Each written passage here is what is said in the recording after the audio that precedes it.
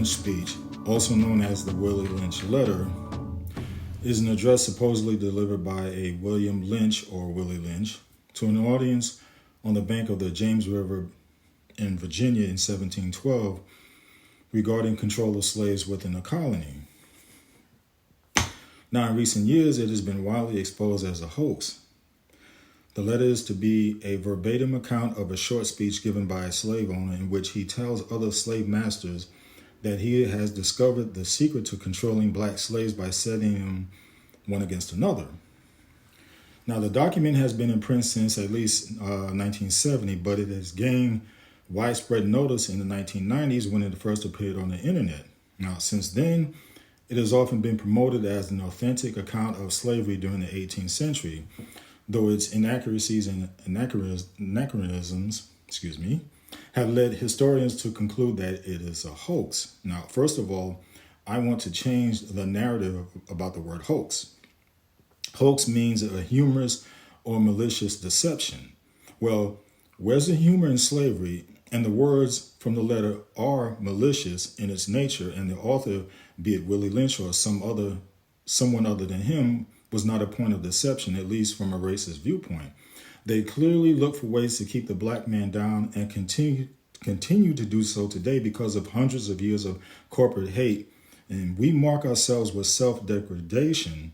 So the letter is not a hoax, be it true or not. It's the principle behind it that makes it credible. Now, here's Dr. Price.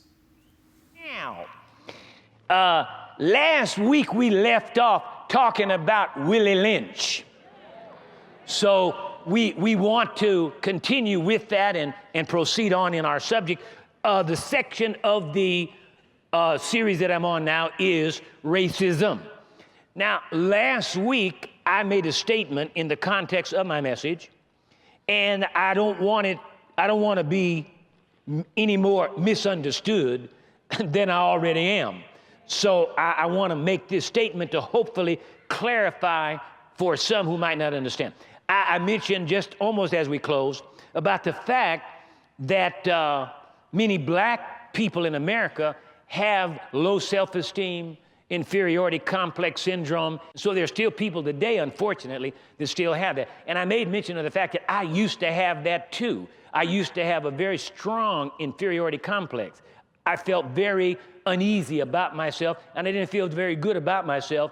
And then I made a statement in the context of last week's lesson that I got free. Well, I don't want you to think I got free when God gave me this assignment to deal with race, religion, and racism. And so that now that I'm talking about blacks, that suddenly now I'm taking pride in us, and all of a sudden I'm delivered now and no longer have low self-esteem. For your information, I got rid of my low self-esteem and my inferiority complex 27 years ago when I found out how to walk by faith. That's what set me free. Okay? And I thought, as I've already explained in one of the other lessons, I thought that once a person found out about faith and how to walk in faith, they would rise above the pettiness of racism and racial and color and ethnic prejudice. But I found out, as I've said before, that some people never get by that. And so they're still hung up on it, okay? So I am now doing what I believe God directed me to do, to reach people where they are. You have to reach folk where they are, okay? Now, let's get on with Brother Willie. We're talking about racism.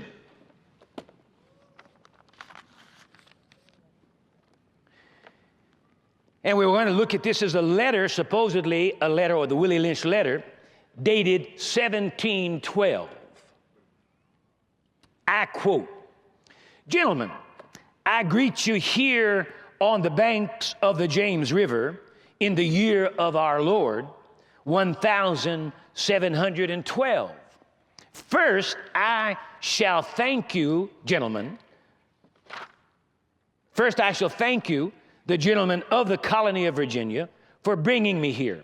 I am here to help you solve your problems with slaves.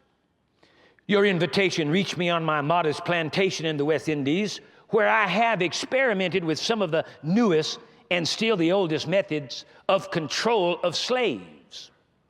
Ancient Rome would envy us if my program were implemented. As our boat sailed south on the James River, named for our illustrious king, whose version of the Bible we cherish, I saw enough to know that your problem is not unique. Rome used cords of wood as crosses for standing human bodies along its highways in great numbers. You are here using the tree and the rope on occasion. I caught the whiff of a dead slave hanging from a tree a couple of miles back. You are not only losing a valuable stock by hangings, you are having uprisings. Slaves are running away. Your crops are sometimes left in the fields too long for maximum profit. You suffer occasional fires. Your animals are killed. Gentlemen, you know what your problems are. I do not need to elaborate. I am here to enumerate. I'm not here to enumerate your problem. I am here to introduce you to a method of solving your problems. Now, every black person and every other ethnic group, but primarily every black person, you need to hear what I'm getting ready to read. Mr. Lynch goes on to say, in my bag here, I have a foolproof method for controlling your black slaves. I guarantee every one of you that if installed correctly, it will control the slaves for at least 300 years.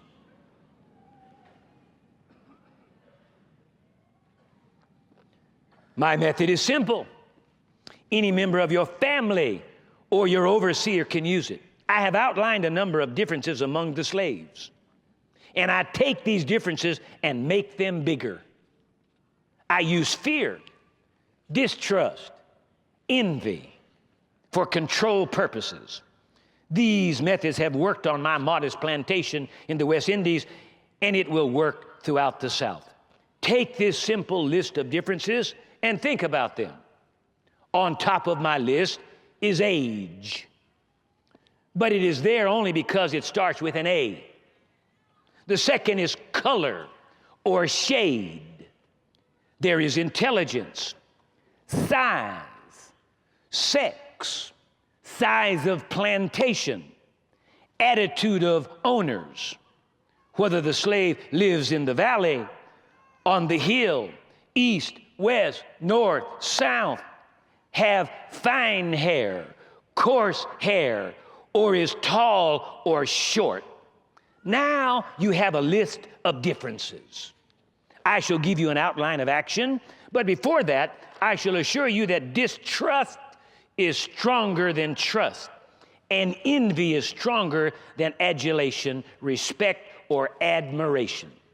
The black slave, after receiving this indoctrination, shall carry on and will become self-refueling and self-generating for hundreds of years, maybe thousands. You still here? Don't forget, you must pitch the old black male versus the young black male, and the young black male against the old black male. You must use the dark-skinned slaves versus the light-skinned slaves, and the light-skinned slave versus the dark-skinned slave. You must use the female versus the male, and the male versus the female. You must also have your white servants and overseers distrust all blacks. But it is necessary that your slaves trust and depend on us. They must love, respect, and trust only us. Gentlemen, these kits are your keys to control. Use them. Have your wives and children use them. Never miss an opportunity. If used intensely for 1 year, the slaves themselves will remain perpetually distrustful Thank you, gentlemen. End of quote.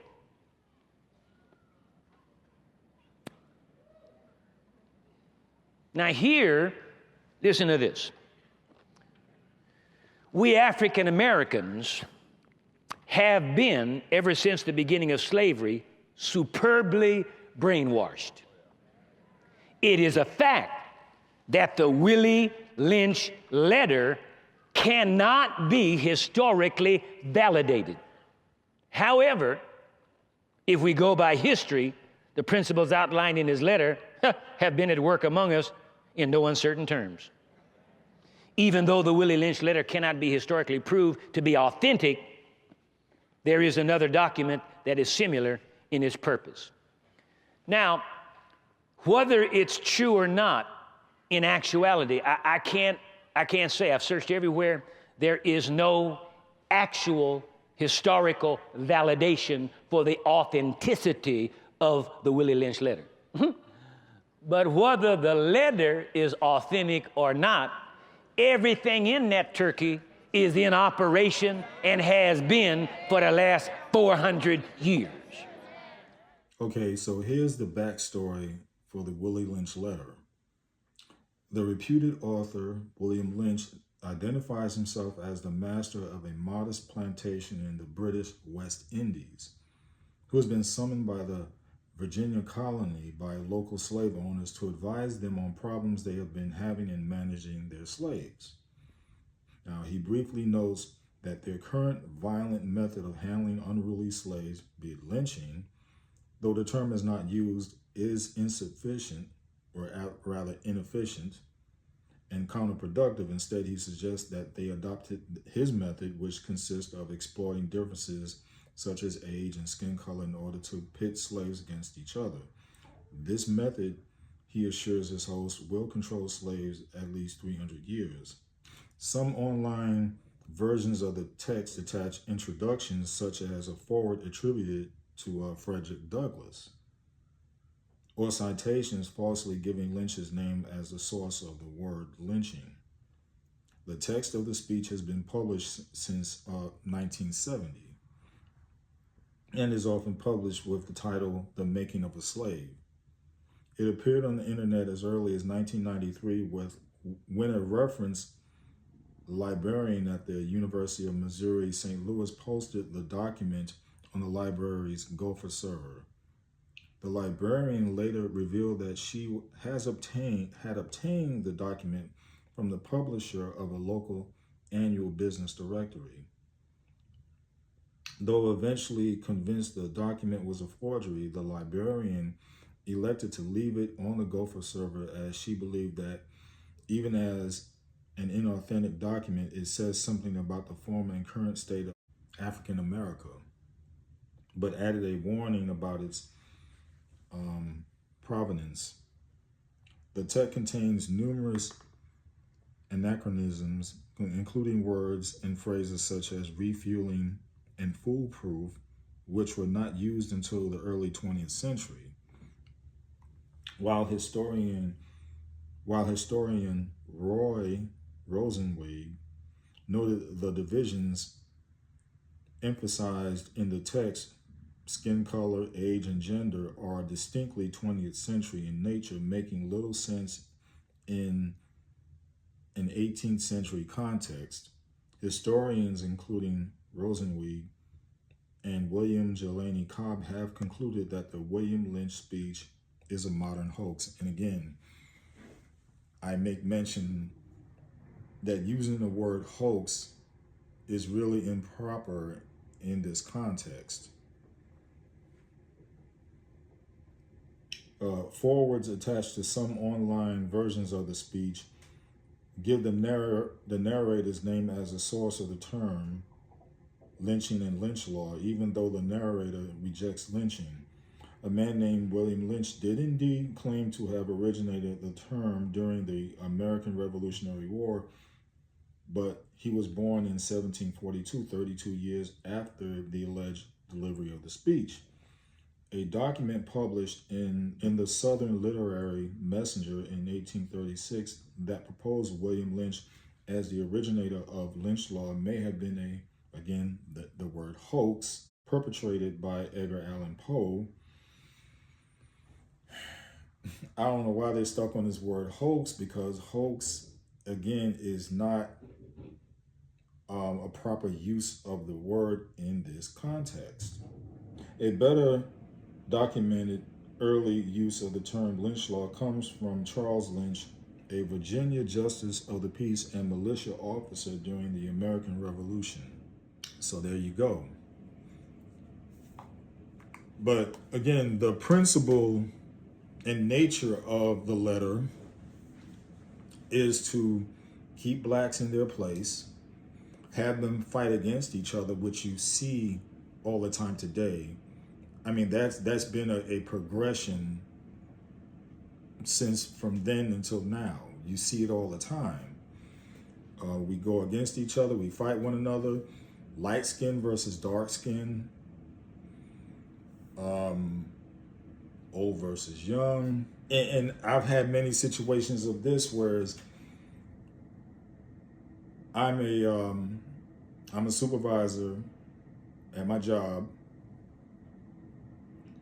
and I'll have someone black come in to the facility where I work, and they'll ask for directions or looking for some particular help. And well, more or less, when they're looking for someone that's in charge of that particular area,